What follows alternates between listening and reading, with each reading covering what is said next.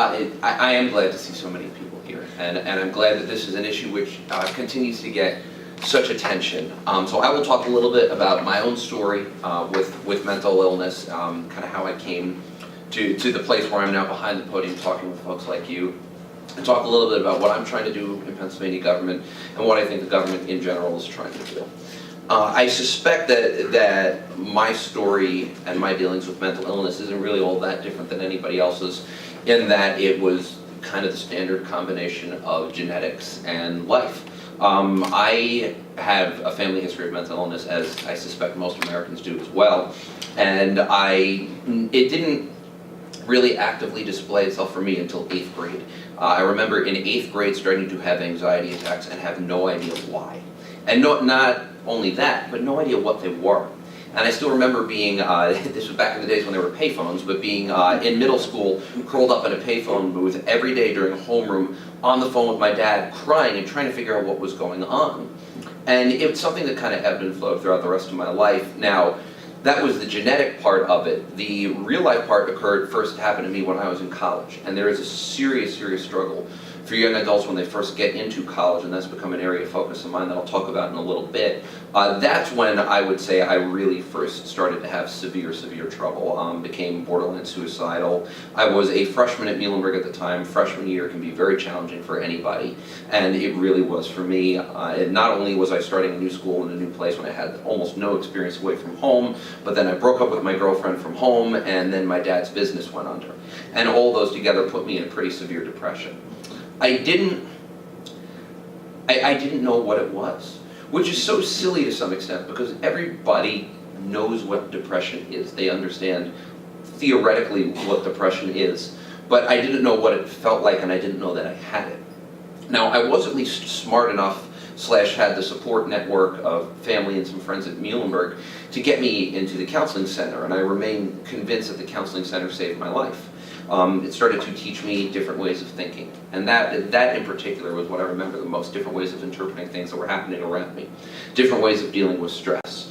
And while it helped, it didn't abate the symptoms, and when they continued and when I began to really have problems just functioning in school, my psychiatrist was able to, or my counselor at Muhlenberg was able to get me into a psychiatrist in New Jersey, and that was the first time I ever went on medication, which I take to this day.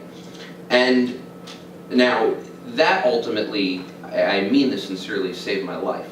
That is why I've been able to function, and why, despite what some Republicans will tell you, I'd like to think I've been a relatively productive member of society. But a few things still amaze me looking back on that period and considering where I am today. And the first is that I think I still don't understand what depression is like. I still think that there are moments when I walk around and realize later, like, oh, that's one of those symptoms. And it's something that you will always struggle with. Depression isn't just depression, it's lethargy, it's anxiety, it's the inability to function, it's sleeplessness, it's hunger, it's not eating. It's so many different symptoms packed into one. And that, I think, is part of the real challenge when it comes to the general public's understanding of depression. Now, it was never really something I kept secret, but it certainly wasn't something that I talked about. Mental illness was always an issue I cared about. The first time I ever spoke on the floor of the House of Representatives was when I had a resolution passed declaring May as annual mental health month, and I kind of half debated. It was my first speech talking about myself. I was like, hey, don't do that, it's too much, something like that. And what wound up changing my life and the trajectory of my career, and what really wound up putting me here, was two things. First was a tragedy. It was the suicide of Robin Williams in August of 2013. And I had the conversation with a lot of people, and I think there were a lot of people who suffered from mental illness who thought, if a man like Robin Williams could kill himself, this was a man of such talent and such humor, who appeared to all the world to be not just okay, but wonderful. If someone like him would kill himself, given his personality, given the access to the resources that he had, why did he not make it, and why am I still here? And it was one of those things that really kind of shook you. So, like I'd say millions of Americans, I was on social media mourning his death, and had a couple of Facebook comments about it, and it was my entire Facebook newsfeed. And I was scrolling through Facebook that night, And somebody, I don't know who it is because I unfriended them on the spot, but I actually owe them a debt of gratitude. Somebody had a Facebook status that was, and I think I'm quoting as close to verbatim as I can remember, "So sad Robin Williams killed himself, such a shame he didn't have enough faith in Jesus." Which is funny because he was Jewish, you schmuck. But I saw that, and just the steam started pouring out of my ears. I was infuriated, and I had another Facebook status, and I'm really pissed off about it. And I go to bed that night, and I said to my wife, you know, I'm half tempted to start talking about myself, because there's schmucks like this who really exist in the world. Here they are. And we talked about it, I didn't think much of it. And then the next day, it was 5 in the morning, I woke up, I was still furious. I was like, okay, I'm gonna do it. I'm gonna write something about this. I'm gonna write an op-ed for the morning call. So I got up, I had the op-ed done in under an hour, like literally from 5 to 6 in the morning, and it was largely based on the 2 Facebook statuses that I had written. So I write the op-ed, I send it to my staff. They said, you know, they thought it was great, and okay, wonderful. I send it to the morning call, and I'm still so pissed off. I'm not really thinking too much about it. I send it to the morning call. Morning call called me. They're like, "We love it. This is really great. We're going to run it tomorrow." And then I was like, "Oh, great. Oh God, what did I just do?" And that really was kind of the thought process. And Gene Creedon, my chief of staff, is somewhere, right? There you are, Gene, back there. I remember telling him, like, okay, I'm going to go for a walk. And I remember walking out of the office, and now I'm starting to really question myself. And I start texting my friends and going, have I lost my mind? And they're like, no, this is good. And I was on the phone later that day with Pete Schweier, who is Allentown's other state rep, and most of you probably know he's also my best friend. He was the best man at my wedding. He's like, you know, there's one thing you're really not, I don't think you're understanding here. And Pete's always been the big brother, and on this one he really had it. He said, I think you're underestimating what this is going to do to your career. And I was still kind of pissed off, and then pissed off transition to shaky, and I didn't and I was like, oh, I didn't actually think about that. So the op-ed comes out, and you know, the response was positive beyond anything I ever anticipated. And one of the many things that became kind of my running lines after this op-ed was I now know the prescription of more people in Lehigh Valley than I ever anticipated. Because for weeks and then months, so many people stopped me to say, if not me too, then someone that they loved, or you know, a brother or a father. It was overwhelming, and it actually really was overwhelming. I did not anticipate that reaction. That day I flew somewhere. I think I was flying to speak to go to a conference, and I turned off my phone, and I turned it back on a few hours later, and just Facebook looked like it had exploded, and I've never seen that many notifications, and I started getting emails from around the state, and then other newspapers wanted to print it, and it wound up appearing in a couple of other papers statewide, and then that just generated more emails, and then I had more people calling me, and I realized I had to do something bigger with it. A few weeks later, I was in Pittsburgh, and a colleague of mine, his name's Tony DeLuca, he's a state rep from Allegheny from Pittsburgh, said, you know, we should form a caucus, we should form a mental health caucus to talk about mental health related issues. I was like, wow, that's a really good idea. And that's what I did. So Tony and I grabbed 2 Republicans, Tom Mert from Montgomery County and Gene DiGiromo from Bucks County, and we formed the Mental Health Caucus. We've met a few times to talk about mental health issues. Mental health advocates have used the group to kind of get out information. It's difficult to use a caucus to advocate for legislation. I've always viewed it kind of more informational gathering. And that's what we've been able to do with it. And we've all sort of used our stories in that regard. Representative Mert is a Iraqi war vet, and he's very into veterans' health and PTSD-related issues. Gene DiGiromo, I'm sure many of you know his name, is the Republican chair of the Human Services Committee, and just, honest to God, one of my heroes, because he's been such a strong advocate for human services, for addiction treatment, and for breaking the stigma. And I've been very lucky. I've gotten a lot of press and a lot of accolades for this. As this past re-election cycle, I campaigned pretty hard, and it blew me away how many people knew who I was because of mental health issues, and how many people wound up supporting me for it. Now, this picture that you're seeing was actually, I think you folks must have grabbed it from my website. That's my campaign headshot. So that whenever I see this picture, I can see the lit piece in my head. And on the back of the lit piece, what I eventually realized, much to my disbelief, was that this mental health stuff was actually net positive for me, politically speaking.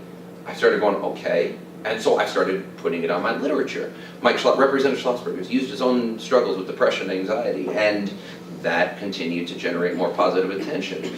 And what never ceases to blow me away was not only was there no negative backlash, but this was incredibly helpful to my career, talking about my own issues.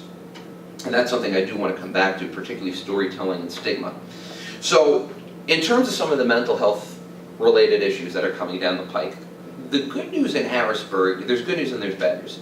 The good news is that there's an increasing awareness of the need to pay attention to this issue. There were a lot of positive mental health related improvements in criminal justice reform because of the overwhelming amount of mental illness in our prisons and in our jails.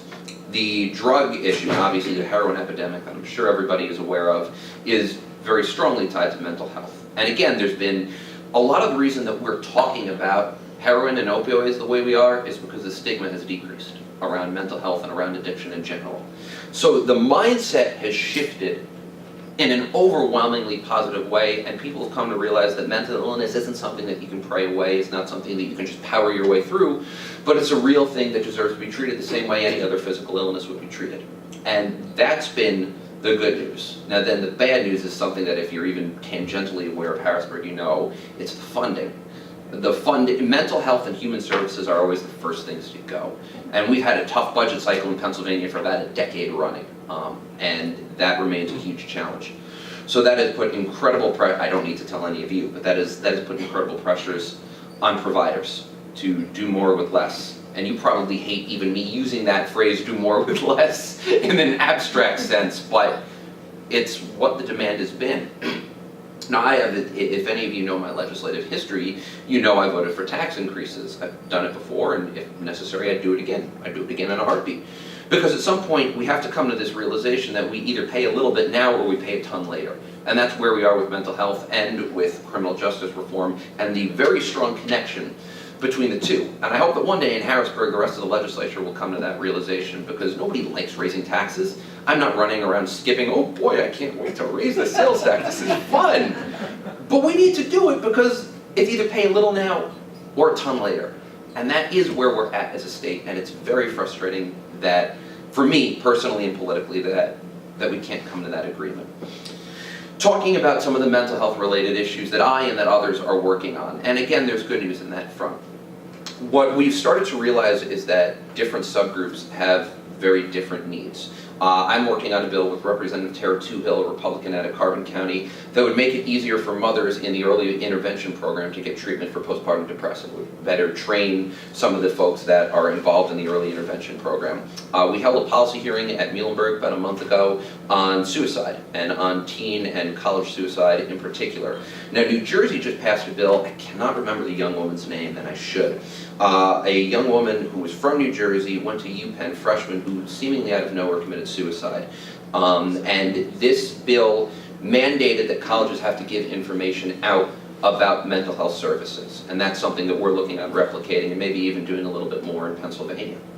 I'm also working with a colleague of mine named Frank Ferry. He's a Republican out of Bucks County, I believe. Frank is a volunteer firefighter. And one of the things, and I've heard about this also from other municipal officials, one of the things that we've really realized is that firefighters, police, EMT, in addition, have very similar struggles to veterans. EMTs in Allentown yesterday who stopped a stabbing and probably saved one, if not two people's life. I can't imagine how traumatic that experience must be.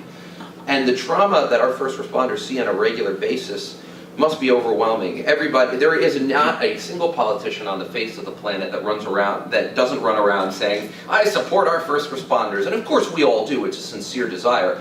But that means more than just wearing a badge that's got a thin blue line on it. That actually means taking care of all of our first responders' needs. And that includes mental health. Because unfortunately, a lot of our first responders aren't getting it. The biggest issue, and I was just having this conversation, long-term in Pennsylvania, and really the nation, I would say, with mental health, is not only funding, but its shortages. The average age of a psychiatrist in this state is well into their 60s, and we're not replacing them at the rate that we need to.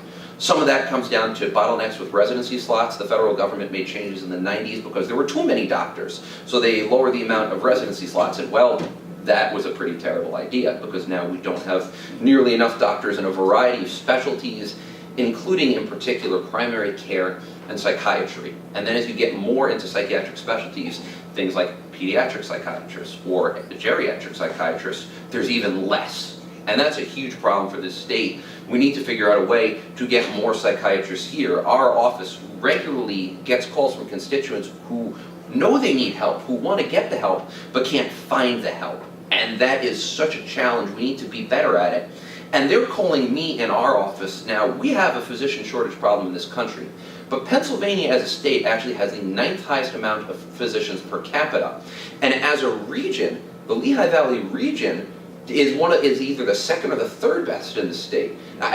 We're in a wonderful hospital. And if you go a few blocks that way, we'll be in another wonderful hospital. And if we go a few more blocks that way, we're in the same boat. And if you get hurt, you've got Good Shepherd. I mean, we have 4 hospitals in Allentown. And another probably dozen or so major facilities, and we have this challenge. So I can't imagine what it's like in other areas of the state, let alone other areas of the country. So not only do we need to look at recruiting more psychologists, but we need to make psychologists and psychiatrists. But we need to make it easier for them to practice. We're starting to have the conversation about physician extenders, about telehealth, about increasing the amount of people who can give that diagnosis, who can prescribe medication. Now that's a very complicated conversation. We need to make sure we do it right, but that's a conversation that I think really needs to happen. And then, and I guess pun intended, the elephant in the room is the repeal of Obamacare. That presents really significant challenges to mental health, to Medicaid. If the initial outlines of a repeal plan that have been sketched would repeal Medicaid expansion and turn Medicaid into block grants that states could use at their discretion, which, depending on the state, maybe it goes to healthcare, maybe it doesn't.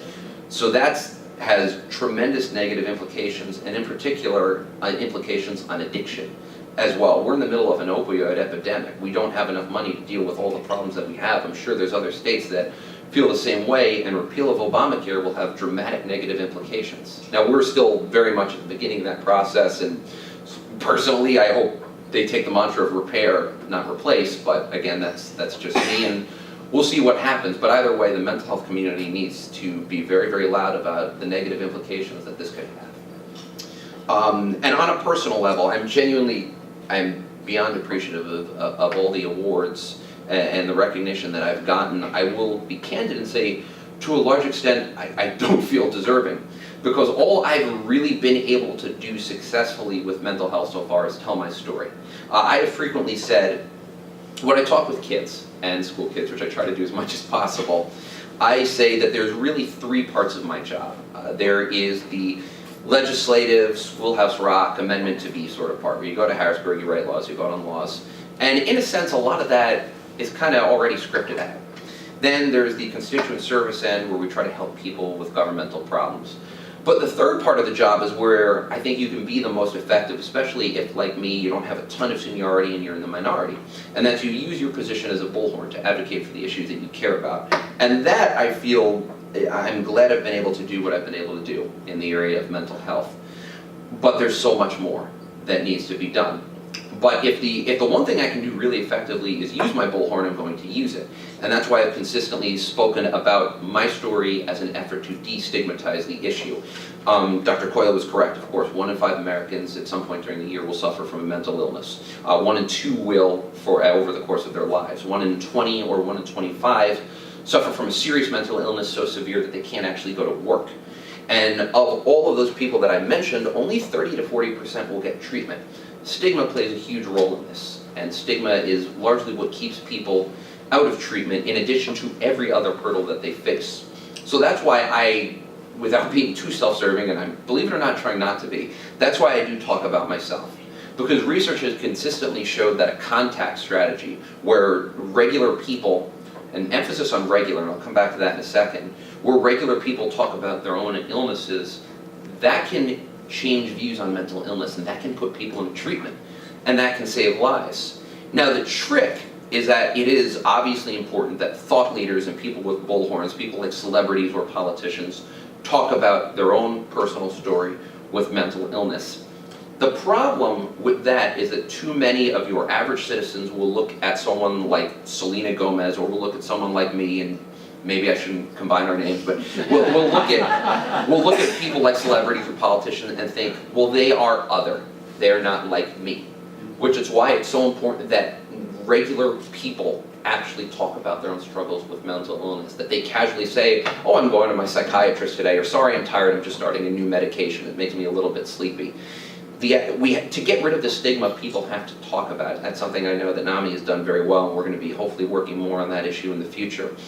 But I tried to use my bullhorn not only to talk about my own story, but encourage people to talk about theirs. And if I've been successful, it's been in doing just that. And passing legislation is very difficult, given the budget constraints, given my member is a member of the minority party. But I can always talk. No one can ever take that away from me. And that's something that I plan on doing as much as possible, and that's the area I'm really going to concentrate on over the next few years. I think that about sums up everything that I came here prepared to say, but I'm obviously more than happy to answer any questions, either about myself, about Harrisburg, anything that you folks want me to talk about, I'm more than happy to. So now that you're all nice and lubricated with wine, fire away. That's it. Is there bipartisan support on this issue in Harrisburg? It depends on what exactly you mean by support. The good news really is that more and more, this used to be traditionally, it was only like a few Democrats that talked about this issue, but as time has gone on, there's been an increasing awareness about the severity of mental illness, not only on the human side, which my Republican colleagues unquestionably get, but on the financial side.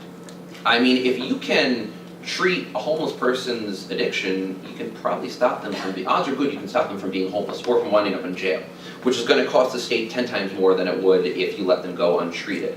So I would say yes. Now where the differences lie is how you get there and how you actually afford funding programs, regulations. The devil is in the details, but I think on the broad strokes, there really is bipartisan agreement. I've seen that more and more. Just as many Republicans came up to me after I first started talking about my own issues and said, me too, and I want to help, as did Democrats. So, yes. I think everyone's aware that there's a problem with the opioid addiction, which you touched on. I mean, there are any solutions being talked about in Harrisburg to... That's an area where not only has there been bipartisan acknowledgement of the problem, but on the solutions. The governor didn't get as much money as he wanted in his last budget, but he did get, John, what was it, like 20 or 30 million? 20 million, okay, to fund a variety of treatment, to fund a bunch of centers for excellence around the state, including a treatment trends. He's asked for another 10 million, I believe, in this budget because the problem continues, I won't say unabated, but the problem continues to grow. My observations have been that we do have it a little bit worse. If you look at the statistics, typically the opioid epidemic does hit Rust Belt states harder. It does because opioids and unemployment are a little bit correlated. And that's particularly in rural areas. I've seen reports that say it's easier in rural areas, it's easier to get heroin than wine and cheaper than beer. I mean,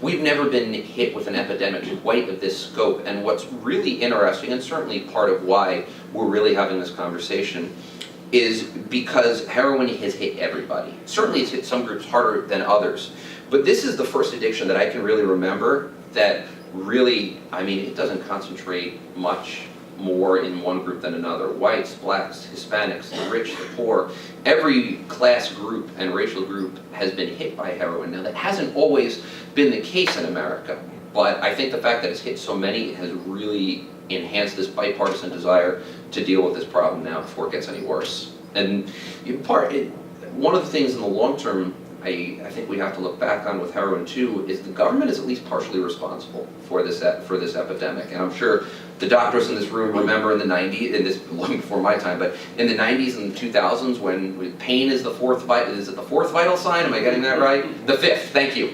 Pain is the fifth vital sign. So more and more painkillers started coming out, and I think there wasn't enough of a realization about just how addictive and dangerous painkillers can be.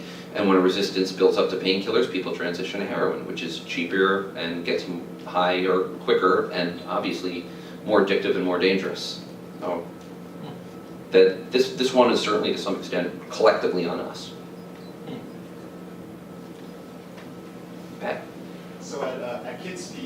2016, we had more than 7,000 referrals to our children's psychiatric hospital. We work with kids that are as young as 4 or 5 years old, all the way through till 20, 21 years old. And for a 120-bed max hospital, 7,000 referrals, if you can just do math, we don't have enough space for them. Are there any thoughts about children's mental health, behavioral health, and what the direction the state is going?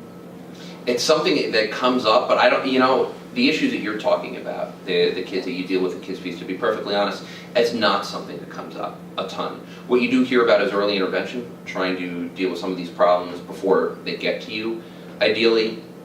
And there's been a lot of attention paid in particular to intellectual disabilities and putting more funding into those to get people off of the waiting list, which are just massive. But to be very honest, what you're talking about isn't something that comes up a ton. No. And that's too bad. And again, the reason for it is obvious. It comes down to funding. About 4 or 5 years ago, in order to balance the budget, the state cut human service funding. I forget if it was by a fourth or 10%, but it was a pretty significant cut.